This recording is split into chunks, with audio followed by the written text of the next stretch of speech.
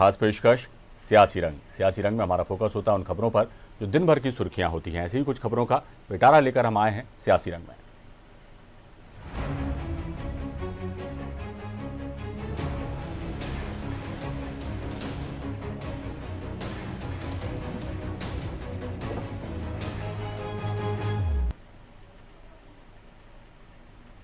सियासी रंग में सबसे पहले बात मध्य प्रदेश की। आगामी निकाय चुनाव को लेकर आदिवासी वोटरों को साधने के लिए अब कांग्रेस ने यहां रणनीति बनाना शुरू कर दी है। पीसीसी दफ्तर में अनुसूचित कांग्रेस के प्रदेश अध्यक्ष अजय शाह की अध्यक्षता में एक बैठक हुई। इस मौके पर विक्रांत भूरिया और जयस विधायक हीरालाल अलावा मौजूद रहे। विधायक हीरालाल अलावा ने कहा, इस बार जनता चाहती है युवा आदिवासी पार्षद बने, इसलिए हमने प्रदेश कांग्रेस अध्यक्ष कमलनाथ से मांग की है कि ज़्यादा से ज़्यादा आदिवासी युवाओं को टिकट दिया जाए। साथ ही अजय शाह ने कहा कि अनुसूचित जाति कौम को आगे बढ़ाने का काम जारी है। हम चाहते हैं कि आदिवासी का विकास हो, विस्तार हो। देखिए, नगरीय निकाय चुनाव में ग्रामीण स्तर और जो शहरी पे भी नगर पालिकाएँ, नगर निगम और नगर पंचायतें हैं, वहाँ पे ग्राउंड स्तर पे तैयारियां चल रही है और हम लोग चाहते हैं कि इस बार जो नए युवा हैं वो अध्यक्ष बने, पार्षद बने और हमारी कोशिश है कि हम ज़्यादा से ज़्यादा नगरीय निकायों में कब्जा करें। पिछली बार अगर आप देखें तो हमारी 47 सीटें हैं। 47 सीटों में से 31 सीटें ऑलरेडी कांग्रेस के पास हैं और ये भी बहुत मतलब आप लोग सब जानते हैं कि जब कांग्रेस आदिवासी जहाँ भी झुका है, कांग्रेस की तरफ झुका है या बीजेपी की तरफ झुका है, उसकी सरकार बनी है। पिछले बार भी 47 में से 31 कांग्रेस के पास आई थी और सरकार हमारी बनी थी। तो इसलिए मंथन कर रहे हैं कि कहाँ हम अपनी ताकत का, हम 23% हैं यहाँ पे मध्य प्रदेश में, हम चाहें तो सरकार निज़ाम बदल सकते हैं, लेकिन कहीं ना कहीं हम में भी कमियां हैं, उसको हम इस तरह पूरी करें, उसके लिए हम यहाँ इकट्ठे। इस खबर पर हमारे संवाददाता सनी मालवी हमारे साथ ऑनलाइन पर मौजूद हैं। सनी, 23% वोट है आदिवासियों के मध्य प्रदेश में और जाहिर सी बात है इतना बड़ा वोट बैंक जिसके पक्ष में भी होगा उस पार्टी का पलड़ा भारी होना लाजमी है। लिहाजा अब कांग्रेस जो है आदिवासी वोटर्स को जो है एक बार फिर साधने की कोशिश में जुटी है। पार्षद नगरीय निकाय चुनाव में पार्षदों के ज्यादा से ज्यादा टिकट आदिवासियों को देने की मांग की गई है और इस विषय पर आज जो पीसीसी दफ्तर में चिंतन मंथन हुआ, क्या कुछ निकलकर बाहर आया? जी, मैं आपको बताना चाहूंगा जिस प्रकार से जो नगरीय निकाय चुनाव को लेकर कांग्रेस आदिवासी ने बिल्कुल अनुसूचित विभाग जो है उनने तैयारी जोरों शोरों से तेज कर दी है और आज बिल्कुल आदिवासी नेताओं की आज नगरीय निकाय चुनाव को लेकर एक बैठक की गई थी जिसमें आदिवासी नेता जयस विधायक हीरालाल अलावा, कांतिलाल भूरिया और अजय शाह जो कि प्रदेश अध्यक्ष है अनुसूचित जाति के, इनकी बैठक की गई थी और यह अनुसूचित जाति जो नगरीय निकाय चुनाव को लेकर एक बड़ा वोट बैंक माना जाता है और उस वोट बैंक के तहत निकाय चुनाव में आदिवासी वोटरों को साधने के लिए यह पूरा बैठक आयोजित की गई थी। इस बैठक के जरिए यह भी उनको बताया गया है कि उन्होंने कमलनाथ से मांग भी की है ज्यादा से ज्यादा आदिवासी युवाओं को पार्षद में टिकट दिए जाए जिससे कांग्रेस पार्टी का आगे नाम हो। इसको लेकर आज रणनीति बनाई गई है और जो उनकी मांग है तो जिस प्रकार से आदिवासी क्षेत्र पिछड़ा गया है, हमेशा विकसित नहीं हो पा रहा, उनकी मांग है कि ज्यादा से ज्यादा टिकट आदिवासी युवा को दी जाए। चलिए देखना होगा जिस रणनीति पर कांग्रेस काम कर रही है आगे जाके और क्या कुछ कार्यक्रम तय किए जाते हैं आदिवासी वोटर्स को साधने के लिए, आदिवासियों के हित के लिए क्या कुछ कांग्रेस के एजेंडे में है, देखना बाकी है। बहुत शुक्रिया सनी इस तमाम जानकारी के लिए।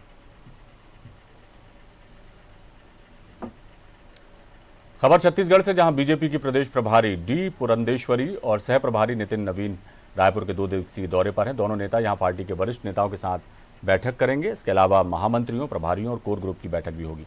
माना जा रहा है इन बैठकों में संगठनात्मक गतिविधियों की समीक्षा की जाएगी।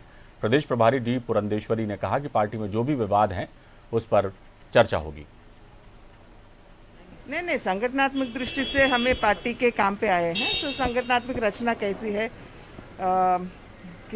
कैसे चल रही इसके बारे में हम सब बात करेंगे। अभी जो भी होगा हमारे अंदर होगा संगठनात्मक दृष्टि से और पॉलिटिकली भी चर्चा तो जरूर होगी। नहीं, इस बार 2 ही दिन रहेंगे, हम कल निकल जाएंगे, पर अगली बार जरूर जिलों में जाएंगे। और पिछले बार जब हम आए थे जिलों में जो काम उनको करना था वो हुआ है कि नहीं, इस पे एक बार समीक्षा कर लेंगे।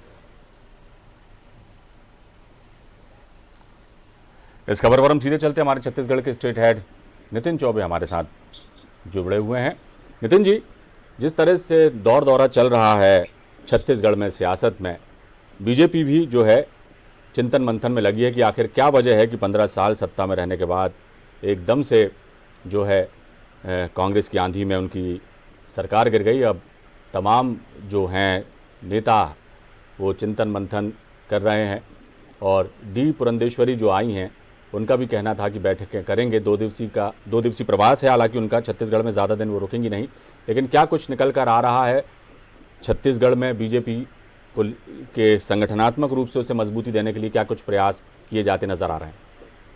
देखिए अविनाश जी, मैं आपको बताना चाहूंगा कि ये डी पुरंदेश्वरी और नितिन नवीन का लगातार 4वीं या 5वीं बार दौरा है। छत्तीसगढ़ प्रदेश प्रभारी हैं वो, और पिछले दिनों जब केंद्रीय उड्डयन मंत्री पुरी आए थे तो एक खबर को हमने महत्वपूर्ण तरीके से चलाया था कि भूपेंद्र सावन्नी जो भाजपा के महामंत्री हैं और पूर्व मंत्री अजय चंद्राकर वर्तमान में भाजपा से विधायक, उन दोनों के बीच कहासुनी हुई थी किसी विषय को लेकर, सूचना को लेकर, और भाजपा में आपसी संगठनात्मक चल रहे मनमुटाव का साफ तौर पे मीडिया के बीच में उजागर हुआ था। और उसके साथ ही साथ भाजपा में एक और घटना बहुत सामने आई थी कि कार्यकारिणी में कुछ मृत लोगों के नाम लिस्ट में आ गए थे। उसको लेकर भी कांग्रेस ने काफी निशाना साधा था। इसके बाद से लगातार छत्तीसगढ़ भाजपा में आंतरिक कलह और इन गलतियों को लेकर आपसी कशमकश जारी है। और डी पुरंदेश्वरी का यह दौरा उस दृष्टिकोण से काफी महत्वपूर्ण माना जा रहा था। आज मीडिया ने हालांकि उनसे इस दौरे के दौरान ये भी सवाल पूछा कि क्या आप इस विवाद को और इस मामले में कुछ जांच करेंगी, तो हालांकि वो इन सवालों से बचती नजर आई। उन्होंने कहा कि हम संगठनात्मक बैठक और जो सरकार की विफलताएं हैं और जो आगे कार्यशैली रहेगी, चाहे बजट सत्र में या आगामी 3 सालों में, किस तरीके से छत्तीसगढ़ में भाजपा किन किन मुद्दों को लेकर रोड पे जाएगी और कार्यकर्ताओं को किस तरह से प्रोत्साहित किया जाए, वो उन्होंने कहा। और उन्होंने साफ तौर पे कहा कि इन दिनों को किसी जिले के दौरे में नहीं रहेंगे, वो केवल तमाम लगातार बैठकें लेंगे और उसमें अन्य अन्य मुद्दों पर चर्चा करेंगे। नितिन जी, एक बात और भी है, 2.5 साल बचा है अब विधानसभा चुनाव में, और उस दौरान अब किस तरह की रणनीति बनाई जाए, किस तरह से पार्टी को एक बार फिर मजबूती से छत्तीसगढ़ में स्थापित किया जाए, उसको लेकर भी निश्चित तौर पर जो है पार्टी हाईकमान हो, चाहे छत्तीसगढ़ की भारतीय जनता पार्टी की जो है प्रदेश इकाई हो, ये लोग भी जो हैं तमाम चिंतन मंथन और बैठकों के जो है दौर चल रहे होंगे। क्या निकल के आया है, क्या लगता है कि आने वाले समय में क्या कुछ रणनीति तय होगी, किस तरह से बीजेपी एक बार फिर अपने संगठन को मजबूती देने के लिए क्या कुछ उसकी रणनीति होने वाली है आने वाले समय में? जी, बैठकों का जो रिजल्ट निकल के आया, लगातार डी पुरंदेश्वरी ने जो बैठक ली और अंदर से जो खबर आई, उन्होंने जो छत्तीसगढ़ में पहाड़ी कोरवा जनजाति के साथ हो रही जातियां, जैसा कि हमने सुपेबेड़ा की खबर दिखाई थी, और उसको लेकर अवैध शराब सहित महिलाओं के साथ हो रहे बढ़ते अपराध और लगातार हो रहे मर्डर और अन्य अपराधों को लेकर जनता के बीच में कैसे जाना है, कार्यकर्ताओं को सरकार की विफलताओं को लेकर, और खास करके आगामी बजट सत्र में किस तरह से राज्य सरकार को घेरा जाए, इसको लेकर अब कई महत्वपूर्ण बैठकें हुई डी पुरंदेश्वरी ने ली। और उसमें ये रणनीति तैयार की गई कि आगामी 2.5 साल में किस तरह से सरकार की विफलताओं और भाजपा की केंद्रीय सरकार की जो योजना है उनको लेकर छत्तीसगढ़ की जनता के बीच में जाएंगे, क्योंकि 2.5 साल बाद मिशन 2023 को लेकर वो इस बैठकों का दौर जारी है। और उनका ये कहना साफ तौर पर है कि हम इन मुद्दों को लेकर जनता के बीच में जाएंगे और अपनी इस जीत को सुनिश्चित करेंगे जो मिशन 2023 है। बिल्कुल स्वाभाविक भी है, चिंतन मंथन के दौर के साथ एक ठोस रणनीति के तहत बीजेपी को आगे बढ़ना होगा, क्योंकि अब 2.5 साल का वक्त और रह गया है। अभी से तैयारी की जाएंगी, तब जाकर जो है रिजल्ट सामने आएंगे। बहुत शुक्रिया नितिन जी इस तमाम जानकारी के लिए।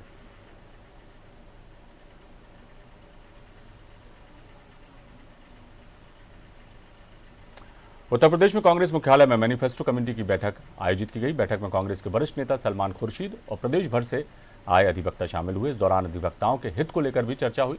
सलमान खुर्शीद ने बताया कि प्रियंका गांधी वाड्रा की मंशा है कि जनता की जो मांग है, भावना है, उसे मैनिफेस्टो में डालना जाए। श्रमिकों और उनके संगठनों के साथ बात की जाएगी। राहुल गांधी को नोटिस दिए जाने पर सलमान खुर्शीद ने कहा कि नोटिस राहुल गांधी को नहीं मिला है, देश की जनता को मिला है।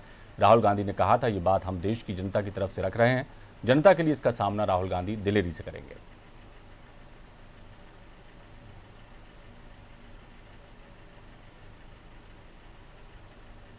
मैनिफेस्टो कमेटी का काम सिर्फ जो आवाम है, जनता की जो भावना है और जो जनता की मांग है उसको मैनिफेस्टो में डालना है। हम यहाँ इसीलिए आए हैं, सिर्फ मैनिफेस्टो कमेटी की बात नहीं है। मैनिफेस्टो कमेटी जनता से बात करने का जो प्रयास कर रही है उसी का एक छोटा सा प्रयास आज श्रमिकों के साथ और जो संगठन है श्रमिकों के उनके साथ बातचीत का है। ये उनको नहीं मिला है, ये भारत की जनता को मिला है।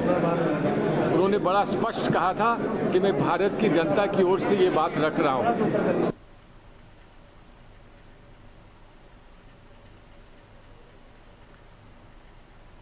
उत्तर प्रदेश में कांग्रेस की मैनिफेस्टो कमेटी की आज बैठक हुई, जिसमें कई अधिवक्ता शामिल हुए। सलमान खुर्शीद वहां पहुंचे, बैठक को संबोधित किया और उन्होंने साफ कहा कि प्रियंका गांधी वाड्रा चाहती हैं कि जनता के हित की बात, जो जनता की आवाज़ है, वो मैनिफेस्टो में शामिल की जाए।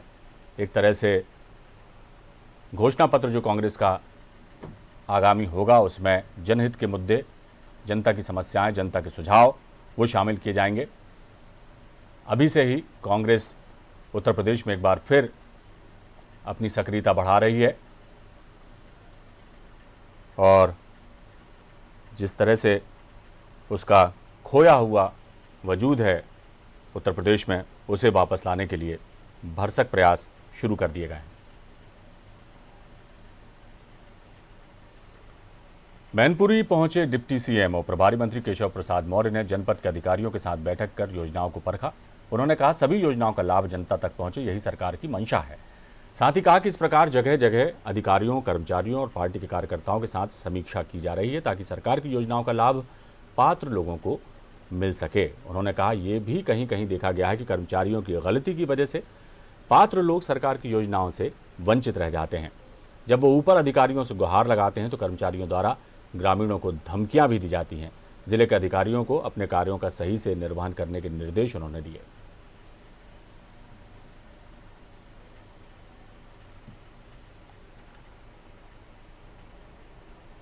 अजय सिंह भास्कर हमारे संवाददाता मैनपुर के हमारे साथ फोन लाइन पर मौजूद हैं। अजय, डिप्टी सीएम का दौरा, उसके बाद उन्होंने जिस तरह से पात्र हितग्राहियों के लिए अपनी संवेदनाएं जताई और जिस तरह से उन्होंने अधिकारियों को निर्देशित किया है, क्या कुछ निकल कर सामने आया है और क्या कहते हैं लोग, क्या कुछ प्रतिक्रिया है लोगों की? जी अविनाश जी, मैं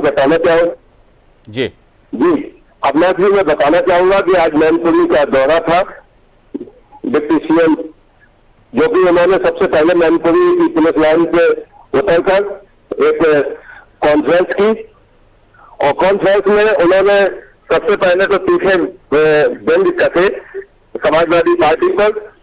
उन्होंने बताया कि जिस तरीके से पिछली सरकारें कार्य करती रही, पीडब्ल्यूडी की सड़कें जो है वो कागजों में बन जाती थी और उनका कोई भी किसी प्रकार की जमीन पर कार्य नहीं होता था।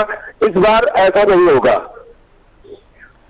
अजय, ये सरकार जो कार्य कर रही है वो पूरी तरीके से निष्पक्ष, चाहे किसानों की बात हो, चाहे वो किसी की भी बात हो, उन्होंने साफ साफ कहा है कि अधिकारी जो भी है वो सारे जो काम है वो निष्पक्षता से करेंगे। अजय, एक बात और है एक बात मैं पूछना चाहूंगा कि जितने खुले तौर पर उन्होंने ये बात कही और इस बात को स्वीकारा भी कि कई बार योजनाएं जो हैं कर्मचारियों की गलती की वजह से पात्र लोगों तक नहीं पहुंच पाती और ऐसे में जो कर्मचारी हैं, अधिकारी हैं, योजनाओं का जो क्रियान्वयन करने की जिम्मेदारी जिन पर है, उन्हें बहुत एहतियात से और बहुत गंभीरता से अपने काम को करना चाहिए ताकि सरकार की मंशा जो है हर योजना का लाभ पात्र लोगों तक पहुंचे, वो उसमें सफलता मिल सके। क्या कहेंगे? बिल्कुल अविनाश जी, आपने बिल्कुल बात सही कही है, लेकिन कुछ लोगों के कारण सरकार की योजनाओं को पूरी तरीके से निष्पक्षता जो है, जो पात्र लोग होते हैं उनको उस योजना का लाभ नहीं मिल पाता।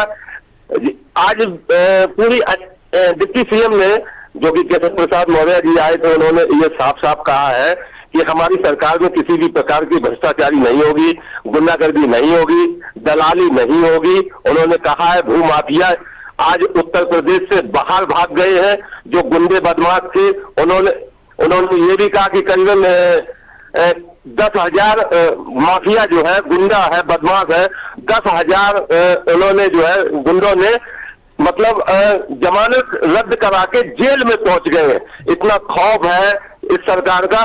तो इस प्रकार से भ्रष्टाचारी तो नहीं हो सकती, गुंडागर्दी नहीं हो सकती, और तमाम बातों पे इस तरीके से उन्होंने कहा है। चलिए देखना होगा सरकार की मंशा के अनुरूप अपराध मुक्त हो उत्तर प्रदेश, योजनाओं का लाभ जन जन तक पहुंचे, आखिरी व्यक्ति तक पहुंचे, जैसी सरकार की मंशा है तो उसमें वो सफल भी हो, यही हम उम्मीद करेंगे। बहुत बहुत शुक्रिया अजय इस तमाम जानकारी के लिए। समाजवादी पार्टी के पूर्व सीएम अखिलेश यादव के आह्वान पर महिला घेरा कार्यक्रम के दौरान जिला मुख्यालय मंझनपुर में जमकर हंगामा देखा गया। बिना अनुमति जिला कार्यालय से जुलूस निकालकर डाइट मैदान जा रहे सपा कार्यकर्ताओं को पुलिस ने रोकने का प्रयास किया तो मामला बिगड़ गया और सपा कार्यकर्ताओं पुलिसकर्मियों में जमकर धक्का मुक्की हुई। महिला सपा कार्यकर्ता और पदाधिकारियों को रोकने में पुलिसकर्मियों के पसीने छूट गए। पुरुष पदाधिकारियों को पुलिस ने कोतवाली के सामने रोककर हिरासत में लिया। माननीय राष्ट्रीय अध्यक्ष हमारे श्री अखिलेश यादव के आह्वान पे हम लोगों का पूरा प्रदेश भर में महिलाओं घेरा का कार्यक्रम था। सरोजनी नायडू जी का जन्मदिन था, उसी उपलक्ष्य में हम लोगों का था कि नारी सशक्तिकरण के माध्यम से अपना हम लोग जो भी प्रदर्शन है शांतिपूर्ण तरीके से डाइट मैदान में हम लोग को किया गया। सब बिल्कुल हम लोग कहीं भी कोई यानी हिंसा नहीं की है। बिल्कुल हिंसा देखिए अरेस्टिंग तब होती है, गिरफ्तारी तब होती है जब किसी सार्वजनिक चीज पे हम नुकसान पहुंचाए। हम लोग अपने शांतिपूर्ण तरीके से हम लोग का काफिला चल रहा था। प्रशासन के द्वारा जबरदस्ती हम लोग को खींच के गाड़ियों के ऊपर हम लोग को चढ़ाया, यानी भाई अपन अपनी सेफ्टी की वजह से बाल किसी कोई गिर रहे हैं, महिला कोई कहाँ है, उस वजह से अत्याचार करते हुए ये सरकार बिल्कुल हर वक्त में ये सरकार बिल्कुल निष्पक्ष है। और इस सरकार को अब पुलिस का।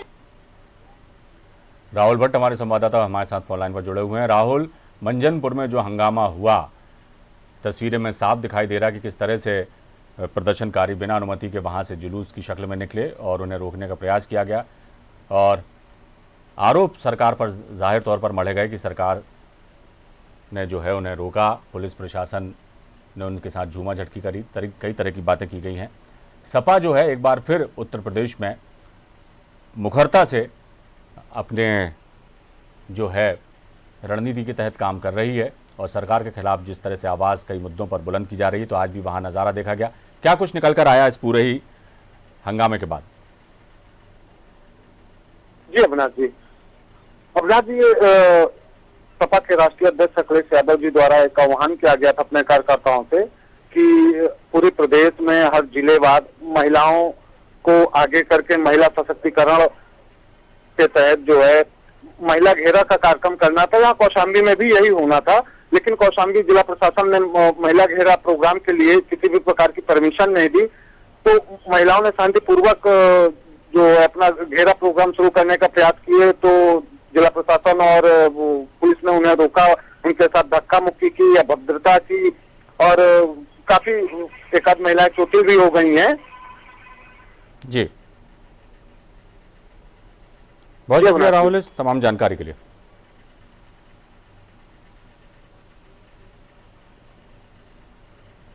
सियासी रंग की इस खास पेशकश में फिलहाल इतना ही। दीजिए इजाजत, बने रहिए आप हमारे साथ। खबरों का सिलसिला लगातार जारी है।